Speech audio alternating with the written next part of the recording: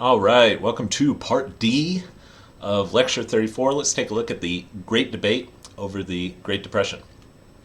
So there is the Eccles building, as it was later known, the Federal Reserve building. In the late 1930s, it was constructed in 1937. It is where the Federal Reserve Board meets in Washington, D.C. Its namesake is this man, Marriner Stoddard Eccles, who was the Fed chair for 14 years between 1934 and 1938. Marriner Eccles was a Westerner, seen as somewhat of an outsider. Came from outside of the New York bubble and definitely from outside of the Morgan Circle. He was born in Utah to a polygamous family in 1890. He was the eldest son of his father's second wife, and through that wife his father had 9 children, but then he had 12 half-siblings from his father's first wife, and grew up in his family and pretty quickly got involved in finance and ultimately owned a large chain of Western banks.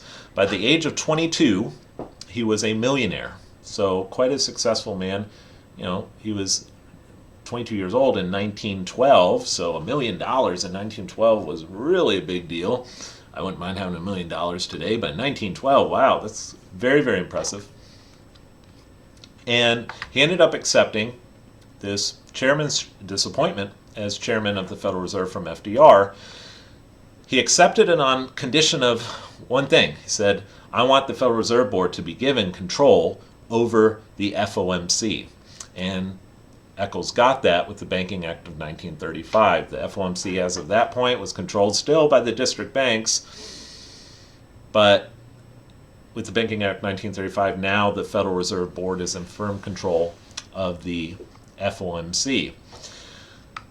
Chairman Eccles was a supporter of the economic theories of John Maynard Keynes. There's Eccles on Time magazine. And in some ways, actually, Eccles anticipates some of Keynes's chief arguments. Here's a quote from Chairman Eccles. Mass production has to be accompanied by mass consumption. Mass consumption, in turn, implies a distribution of wealth, not of existing wealth, but of wealth as it is currently produced, to provide men with buying power equal to the amount of goods and services offered by the nation's economic machinery. In short, the economy is demand-driven. And so Eccles brings this philosophy of demand-side economics to the Federal Reserve, and this is, of course, the chief philosophy of John Maynard Keynes, a British economist, massively influential to a point where an entire school of economics, which no doubt almost everyone watching this video has heard of, an entire school of economics around his ideas called the Keynesian school. You'll often hear about Keynesians. Well, what is a Keynesian? Well, it means a whole lot of things. I could give a hours and hours long lecture on something like that, but for our purposes, just to boil it down to its essence.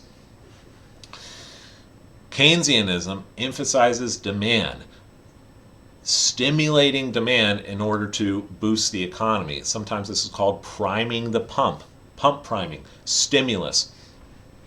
Deficit spending by governments, finance in part by money creation at the Federal Reserve or whatever central bank you're dealing with, if you're outside the United States, in order to stimulate consumer demand. Keynes believed that the problem is underconsumption. And why is there underconsumption? Well, there's been a destruction of confidence. The problem after 1929 is people lost confidence in the marketplace, and that this is what contributed to this persistent underconsumption. Keynes called gold a, quote, barbarous relic. Back when when the United Kingdom went back on a quasi-gold standard in 1925, Keynes opposed it quite vehemently. Keynesians rejected the primary argument of neoclassical economics that said free markets will automatically provide full employment. Keynes rejected this and said that when you have inadequate demand, government needs to step in and spend money that the private markets aren't spending, that consumers and business firms aren't spending. Government can fill that gap. And Keynes emphasizes this should be done through deficit spending. One of the problems of Herbert Hoover was Herbert Hoover desperately tried to balance the budget. He wanted balanced budgets. He didn't want to run deficits. And so what did Herbert Hoover do? Huge increase in the tariff in 1930, the Smoot-Hawley tariff. 1932, the Revenue Act, huge increase in the income tax. Keynes and Eccles reject that. They're okay with, not only okay with, they encourage borrowing money. And again, much of that borrowing will be financed by new money creation from the central bank. And that this will solve the problem of underconsumption and will eventually help stop that downward spiral that the economy had been going down. So here's again a graph we've seen a lot last few lectures. This is the M2 money supply in billions of dollars. Keynesians identified this as just absolute tragedy, together with balanced budgets. What you need was government spending, deficit spending, financed in part through money creation. And so you'll see the money supply increase quite substantially through the 1930s. Now, Keynes was not the only one to decry this fall in the money supply. Between 1929 and 1932, the money supply fell by about 1/3. Okay, it wasn't just Keynesians who pointed to this as one of the reasons why the Great Depression was so prolonged. Milton Friedman and another economist named Anna Schwartz in 1963 published a book called A Monetary History of the United States, which looked at history of U.S. money between the National Banking Acts after the Civil War until right up to 1960. Very influential book, and it spawned a new group of economists called monetarists, who pointed to the money supply as having a really, really big impact on economic activity, including fluctuations, and so forth. Friedman is a free market guy. He doesn't like the big government spending. He doesn't like price controls. He doesn't like. He argues against the minimum wage. Minimum wage encourages unemployment and underemployment, Friedman says. And so, he rejects a lot of what Keynes has to offer. Friedman is not a Keynesian. However, Friedman, like the Keynesians, points to this fall in the money supply as responsible for converting what otherwise would have been sort of an ordinary kind of dip and then rebound, and made it a prolonged depression. Ben Bernanke, who was chairman of the Federal Reserve in 2006, gave a speech at Milton Friedman's 90th birthday party. And at the speech, Ben Bernanke said the following. He said, "I would like to say to Milton and Anna, regarding the Great Depression, you're right, we did it. We're very sorry, but thanks to you, we won't do it again." So, yeah, the monetarists. Now that theory takes hold in the 1960s. So that wasn't, Friedman is not a contemporary of Keynes in the 1930s. However, there was one very prominent economist who was a contemporary of Keynes, and this was Keynes' chief rival in the 1930s, and that was Friedrich Hayek. Friedrich Hayek was an Austrian economist. He was born in Austria, but he spent most of his academic career at the London School of Economics, and then later he went to the University of Chicago. 1974, much later, he won a Nobel Prize in economic sciences. Now, he's the chief, foremost rival of Keynes, and he too has a school of economics named after him, as well as his mentor, Ludwig von Mises. Mises and Hayek composed what is called the Austrian School of Economics. And the Austrian school, like the Keynesian school, you could talk hours about the theory. For our purposes, we'll boil it down. Basically, it's a intervention, okay, by government, by central banks, even if it's well-meaning, distorts the marketplace. It distorts the price system. And this is what causes malinvestment. Creates bubbles and then creates burst. The boom-bust cycle is created mostly by mismanagement of the monetary system by central banks or whatever the prevailing banking system is, together with unwise intervention from government.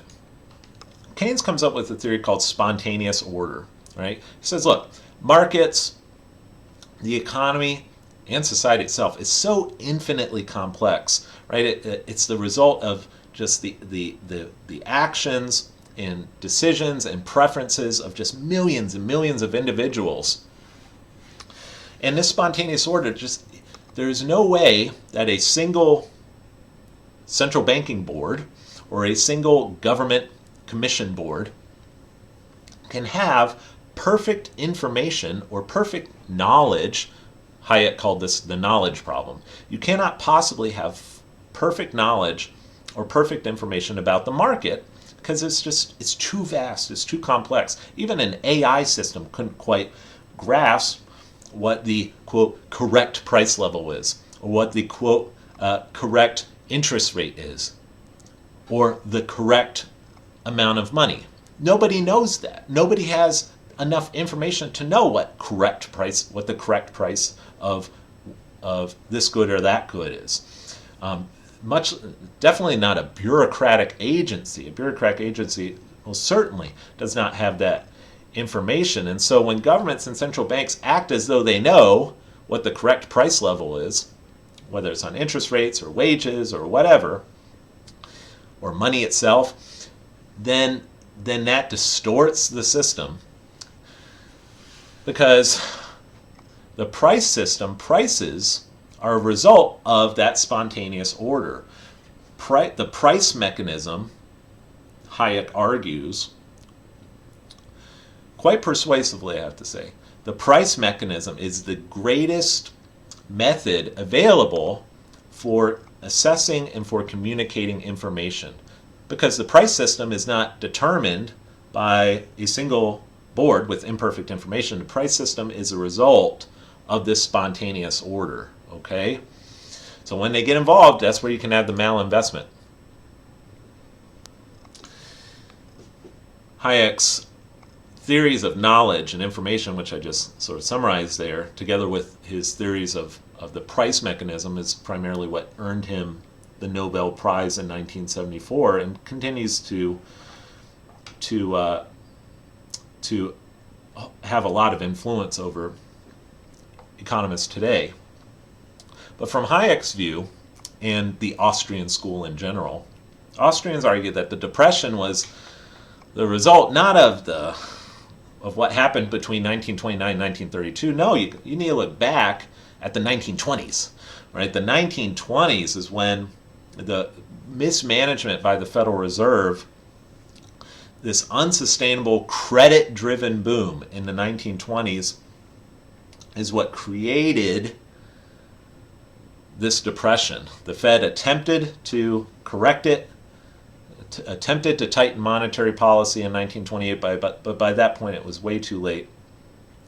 Look at this. Here's the 1920s. Look at the interest rate at the New York Fed, just low rates. Hayek and Austrians point to this By the way, most Austrian economists today aren't from Austria. They're from America or from other places in Europe.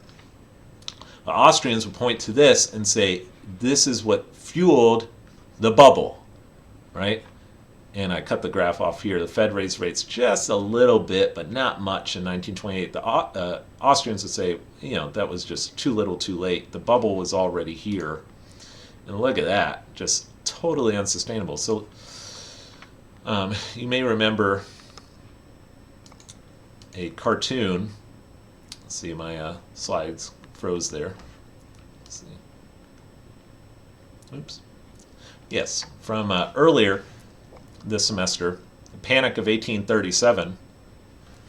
And you have the boom bust cycle. Here's the boom. Everyone's getting liquored up, right? Alcohol is flowing freely, and as a result, people made stupid mistakes. Malinvestment. That's the malinvestment. Wake up the next morning, you got a splitting headache.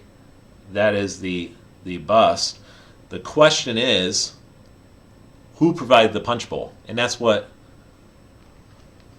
Hayek and the Austrians were interested in. And for them, as they saw it, was the Federal Reserve in the 1920s. And then, as a result of in the aftermath of the stock market crash in 1929, instead of just allowing the bubble to burst and allowing all the unsound investments to liquidate, instead of raising interest rates, doing all the rest, doing some of what Andrew Mellon had advised Hoover, let's just purge the rottenness out of the system, government came in and propped it up. And the propping of it up, and there's the Fed. Fed lowered interest rates. So even though there was deflation, the Fed was trying its best to keep the system afloat.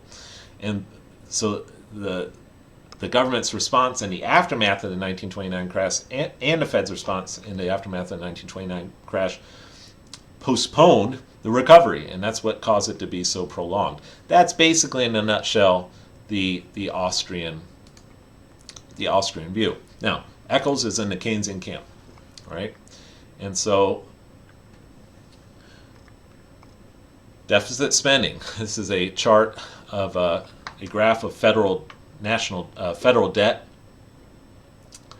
as a percentage of GDP, and you'll see here, federal debt as a percentage of GDP during World War I, really high compared to earlier. Then it goes down in the 1920s. Then this is the New Deal.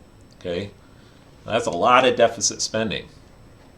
Now, Keynesians argue that the recession in 1937 was caused by a balanced budget in that year. So in 1937, FDR actually balanced the budget. And so Keynesians point to that as a reason for why the recession in 1937 happened. So the recession in 1937 appeared to maybe discredit Keynesianism, perhaps, but that was their answer. Others pointed to in 1937 you had the first. The Social Security Act had recently been passed, and so you had a good percentage of workers' wages withheld to put into Social Security at this lowered demand. And then, others argue that some of the New Deal legislation had made business uneasy, especially the Wagner Act and the Minimum Wage Act. Nevertheless, this was Fed policy through the 1930s. So low rates reduced in 1937 and then remained low all the way up to World War I or World War II. Oh yeah, look at that. It's a lot of growth in the money supply. More than 1928, 1929 on the eve of World War II. And yet the market just isn't rebounding. That's a Dow. Unemployment. So this, like I said, FDR is his popularity has taken a bit of a nosedive by the late 1930s. Stock market's stagnant. Unemployment's still over 15%. Okay? This is a long-term graph of unemployment. So the blue is during the Great Depression. So FDR, that's high unemployment compared to what you have before, compared to what you have after. The thing that really makes the difference is World War II. The U.S. doesn't get in, of course, until after 1941, December of 1941, but the U.S. is supplying, through the Lend-Lease program, a lot of manufacturers to the Allies. And so even before the U.S. gets into war, it's boosting U.S. production. But look at this. During the Second World War, the U.S. produced 2/3 of all military equipment used by the Allies combined, including Britain and the Soviet Union. 2/3. 41 billion rounds of ammunition, 2.6 million machine guns, and go down the list.